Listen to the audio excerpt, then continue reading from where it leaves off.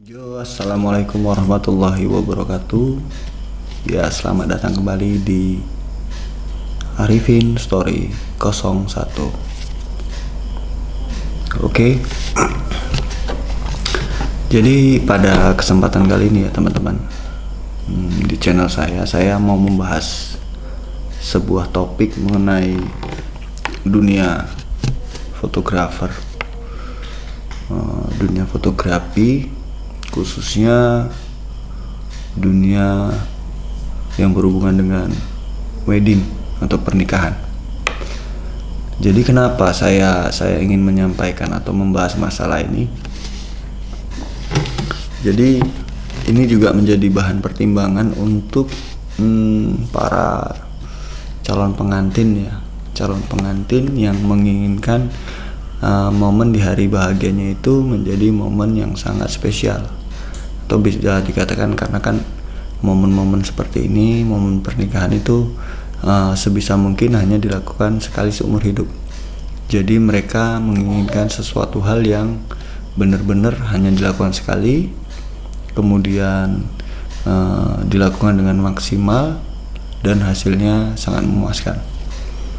Jadi yang kita bahas kali ini adalah aspek-aspek yang akan saya ungkapkan atau saya bedah ya secara singkat mengenai gimana sih buat calon pengantin agar bisa memaksimalkan momennya untuk mendapatkan juga hasil yang maksimal nantinya. Oke, jadi langsung aja kita bahas di kesempatan kali ini di Arifin Story 01. Oke, jangan lupa pantengin. Sebelumnya juga saya mohon subscribe channel saya, kemudian like dan juga share jika ini berguna bagi teman-teman sekalian agar saya lebih semangat untuk mengembangkan channel saya ini. Oke, langsung aja kita bahas ya guys.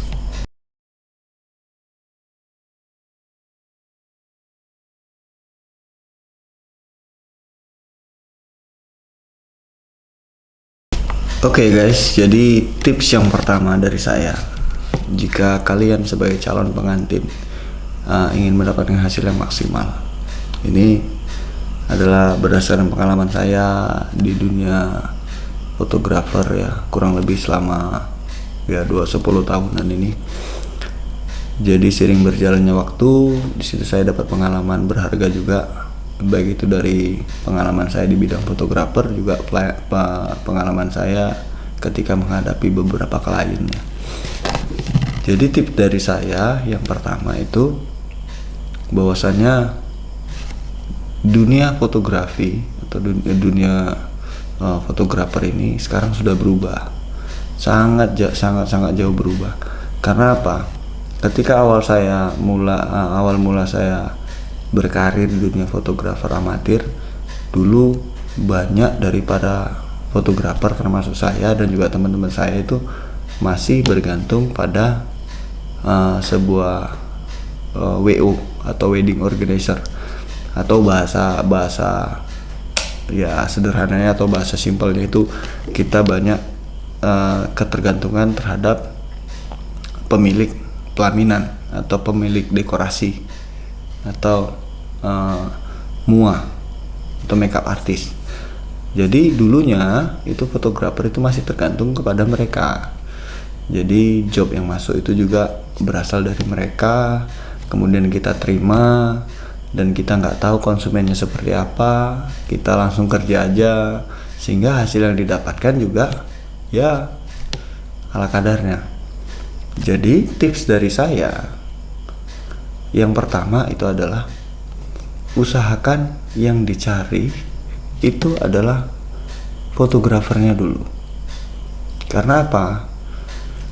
Sebuah momen atau sebuah dokumentasi itu yang memegang peranan penting itu pastinya fotografer dan juga videografer. Jadi kalau sempat teman-teman salah memilih fotografer, itu akan berdampak sangat-sangat tidak baik terhadap hasil yang akan nanti teman-teman terima. Artinya apa? hampir mirip seperti membeli kucing dalam karung. Kita nggak tahu siapa fotografer nanti yang datang ketika kita mendatangi pemilik pelaminan atau pemilik dekorasi terlebih dahulu. Jadi kita nggak bisa memilih. Nah, itu kelemahannya. Jadi makanya saya katakan tips yang pertama itu pilih fotografer yang memang benar-benar ahli di bidangnya, ya, atau paling tidak berpengalaman, ya. Kita bisa lihat dari portofolio yang dia berikan kepada konsumen, kemudian hasil-hasil yang selama ini dia hasilkan, atau kemudian juga pastinya ada review atau bisa dikatakan bagaimana komentar daripada orang-orang yang pernah memakai jasa mereka. Dari situ kita bisa menilai apakah fotografer ini recommended atau tidak kita pakai. Nah, itu dari segi fotografer. Kemudian tips yang kedua, setelah kita dapatkan fotografer yang sesuai dengan apa yang kita inginkan, apa yang kita mau, sesuai dengan selera kita, sesuai dengan keinginan kita, menurut saya tips yang kedua adalah kemudian kita mencari MUA atau makeup artist yang sesuai dengan keinginan kita juga. Jadi setelah fotografer yang kita inginkan dapat, kemudian langkah yang kedua adalah mencari MUA yang tepat untuk merias wajah si pengantin wanita agar terlihat lebih cantik. Dan ini juga udah ada perubahan dari dulu sampai sekarang, itu udah sangat berubah sekali. Banyak sekali MUA sekarang bermunculan dan mereka juga kualitasnya udah makin baik, ya. Karena dulu sempat saya pernah mendengarkan sebuah omongan dari masyarakat sekitar yang melihat sebuah event daripada pernikahan, bahwasanya MUA yang baik adalah MUA yang bisa membuat orang manglingi. Ternyata tidak, ya teman-teman. Perspektif orang itu beda-beda. Yang namanya manglingi atau membuat cantik itu udah sesuatu yang sangat beda. Pengertian manglingi itu adalah ketika seseorang calon pengantin wanita itu di makeup itu sama sekali tidak mencerminkan bahwasanya itu dirinya. Jangan seperti itu. Karena apa? Nanti kejadian ketika kita punya anak, kemudian anak kita bertanya kepada si mamanya, mama itu yang mana sih di foto itu mama, kok nggak mirip? Nah, ini menjadi sesuatu hal yang sekarang udah mulai berubah, bahwasanya pengantin wanita itu nggak mesti manglingi, tapi lebih kepada membuat lebih cantik, ya, membuat lebih cantik, ya. Artinya yang biasa kita nggak pernah di makeupin, kita menambah kecantikan kita. Nah, itu pilih MUA yang seperti itu, ya. Jadi kita juga sama seperti fotografer tadi, kita juga bisa melihat dari portofolio dia, apakah hasilnya itu karena memang benar-benar pure, nyata hasil makeup dia, atau bisa jadi karena udah melalui proses editing. Karena banyak juga MUA sekarang itu memakai gadget yang memang benar-benar mampu merubah wajah dari si pengantin, yang dilihat mata itu kurang bagus, ternyata setelah memakai sebuah gadget tadi dapat lebih mempercantik daripada si klien tadi. Ini mesti juga dipertimbangkan, ya. Cuman ya pastinya kita juga kalau saya di sini informasi untuk seperti itu gampang. Karena apa? Kita bisa lihat langsung ketika kita pergi ke acara pesta, kita bisa tanyakan siapa MUA-nya, dan kita juga dengan mata telanjang ini bisa melihat seperti itulah hasil daripada MUA ini tadi. Nah, itu teman-teman, ya. Setelah fotografer, tipsnya pilih fotografer yang bagus, kemudian pilih MUA yang bagus. Kemudian tips yang ketiga, nah ini baru ke WO atau wedding organizer, atau yang pemilik dekorasi atau pelaminan. Jadi pilih WO yang sekarang yang selalu up to date terhadap perkembangan daripada dekorasi. Artinya apa?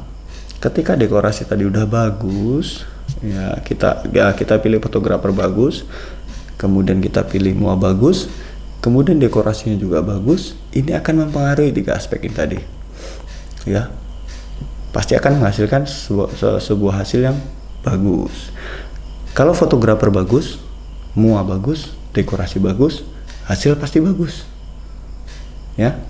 Makanya pilih dekorasi yang benar-benar ya kekinian lah, paling nggak mesti mewah, tapi kalau di zaman sekarang ini ada kok yang simple, murah, juga udah sesuai sama zamannya.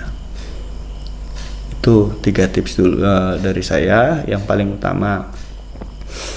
Kemudian juga tips yang keempat, bahwasanya kita sebagai calon pengantin juga mesti ini juga ya, mesti menyadari bahwasanya apa sih kekurangan daripada kita sebagai seorang calon klien daripada ketiga ini tadi.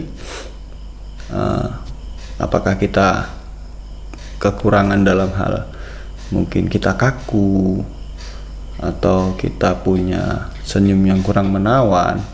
Ini perlu dikomunikasikan dengan ini tadi, dengan fotografer, dengan muanya, kemudian bagaimana dekorasi agar bisa buat kita nyaman. Karena beberapa juga calon pengantin itu ketika dia menginginkan sebuah hasil yang bagus, walaupun fotografer ini tadi bagus hasilnya, cuman fotografer tadi nggak bisa menimbulkan mood yang bagus buat si klien, itu juga susah. Makanya dari sini saya harapkan juga ini merupakan tips ya yang sederhana buat calon pengantin agar hasilnya lebih maksimal lagi. Oke ya, jadi tips yang terakhir dari saya ya, ini tips yang terakhir yang mungkin final daripada tips-tips yang tadi, yang 4 tadi ya, fotografer, kemudian mua, kemudian wedding organizer atau dekorasi, dan juga kita sendiri sebagai klien. Dan yang terakhir ini sangat penting. Karena apa? Karena tiga tadi, fotografer, mua, kemudian dekorasi, ini bisa kita dapatkan dengan maksimal jika kita memiliki budget yang bisa kita sesuaikan dengan budget yang diberikan mereka. Artinya apa? Banyak calon pengantin juga ya, di aspek yang kelima ini tadi, tips yang kelima ini tadi, banyak calon pengantin juga yang kurang begitu paham mengenai bagaimana ketika kita ingin mendapatkan hasil yang maksimal, cuman kita tidak mau mengeluarkan biaya atau budget yang maksimal juga ya. Kebanyakan juga kelemahan dari calon pengantin ini, dia ingin mengeluarkan budget yang minimal, cuman ingin mendapatkan hasil yang maksimal. Ini yang salah kaprah. Artinya apa? Yang namanya ada harga itu pasti ada rupa. Ini jangan kita berharap sebagai calon pengantin kita bayar seorang fotografer itu mungkin ya bisa dibilang kita anggap roll-rollan lah. Kita beri dia satu roll 400 atau 500 ribu, cuman kita menginginkan hasil seperti yang paket 5 juta. Jangan sampai seperti itu ya teman-teman ya, calon pengantin. Karena apa? Sekali lagi saya katakan, ada harga, ada rupa. Eneng rego, eneng rupo. Jadi itu harus juga disadari oleh para calon-calon pengantin ya, ketika memilih vendor-vendor tadi juga harus menyesuaikan sama budget atau isi kantong. Jangan terlalu memaksakan juga ya, tapi juga jangan asal-asalan juga dalam memilih yang ketiga tadi. Makanya kita kan saya katakan tadi tipsnya fotografer, mua, dan juga dekorasi itu kan ada yang sesuai budget kita dan hasilnya juga nggak terlalu buruk-buruk kali. Nah, ini bisa kita inikan. Jadi artinya apa? Ya sekali lagi saya tekankan kepada calon pengantin, sesuaikanlah keinginan kalian dengan budget kalian. Ya, jika keinginan kalian itu lebih, pastikan budget kalian juga lebih. Tapi kalau keinginan kalian ya biasa-biasa aja, ya mungkin budget kalian juga biasa. Kalau kepinginnya kalian ya yang penting dapat momenku, ya terserah juga kepada calon pengantin. Pilih aja fotografer ya yang bisa dibayar murah, kemudian mua yang bisa dibayar murah, dan juga dekorasi yang murah. Jadi kembali kepada calon pengantin tadi, lebih selektif lagi, dan juga lebih ini ya, bisa dikatakan ya lebih menyesuaikan lah budget Anda dengan apa yang Anda inginkan. Karena apa? Kebanyakan kejadian di lapangan ketika ada satu vendor yang biasanya dia memiliki hasil yang bagus, entah itu fotografer, entah itu mua, atau entah itu dekorasinya. Ketika kita melihat portofolionya itu bagus-bagus, sangat bagus, sangat mewah, sangat mantap. Tapi ketika kita menginginkannya dan vendor-vendor ini tadi datang ke acara kita atau membuat acara kita ini jadi terlaksana, ternyata kita kecewa. Kecewanya kenapa? Karena ternyata nggak sesuai sama yang di portofolio. Nah, jangan langsung menyalahkan fotografer, mua, dan juga dekorasinya. Kadang fotografer ini bisa hasilnya bagus karena memang dia dibayar mahal untuk satu acara tersebut. Tapi ketika Anda menginginkan dia ikut terjun ke situ, ke acara atau hajatan Anda, ternyata Anda itu tidak membayar sesuai dengan apa yang dibayar klien yang kemarin. Nah, makanya mungkin diberikan fotografer ini tadi adalah lapis keduanya atau fotografer keduanya. Nah, ini yang menyebabkan banyak terjadinya permasalahan, kekecewaan yang terjadi antara si klien dengan si fotografer. Jadi kembali lagi ke calon klien, kalau memang harga segitu dapatnya fotografer seperti apa bang? Apakah hasil yang klien kemarin itu, apakah dengan budget segini aku bisa dapatkan hasil seperti itu bang? Gitu. Itu harus kita tanyakan secara jujur kepada fotografernya. Muanya juga sama, kak, apakah bisa aku mendapatkan kualitas makeup yang seperti itu? Nah, mungkin si fotografer dan juga muanya mengatakan, oh itu nanti anggota atau asisten saya yang akan menangani Anda, cuman hasilnya ya tidak beda jauh. Nah, artinya kan udah dikasih gambaran bahwasanya oh hasilnya nggak terlalu beda jauh, berarti nggak seperti yang kemarin, tapi ya tidak seburuk juga, nggak seburuk di pikiran kita gitu. Begitu juga dengan dekorasi juga sesuaikan sama budget kita ya. Kita pastinya melihat portofolio mereka, gambar seperti ini, pelaminan seperti ini, dekorasi seperti ini budgetnya berapa. Jangan kita budgetnya A, kita minta seperti yang B kemarin, yang budget puluhan juta gitu. Jadi kita mesti sebagai seorang klien itu mesti sadar juga ya. Karena apa? Pekerjaan fotografer, makeup artist itu adalah pekerjaan profesional. Ya, pekerjaan profesional. Jadi mereka dibayar sesuai dengan apa yang dibayarkan oleh klien kepada mereka. Oke? Mungkin itu sedikit tips dari saya. Semoga teman-teman atau anda yang menjadi calon pengantin dapat menjadikan ini sebagai referensi. Karena apa? Jangan lagi tanya tanggal sama mungkin ya orang pinter kali ya. Karena apa? Ini juga menjadi masalah, ya kan? Masalahnya apa? Anda nggak bakalan kebagian fotografer, mua, dan juga dekorasi yang Anda inginkan. Karena apa? Biasanya mereka udah dikontrak oleh orang-orang yang memang benar-benar sadar akan kualitas. Oke, sekian dulu dari saya. Kalau suka dengan video ini, silahkan subscribe, like, komen, dan juga share ya. Terima kasih. Assalamualaikum warahmatullahi wabarakatuh.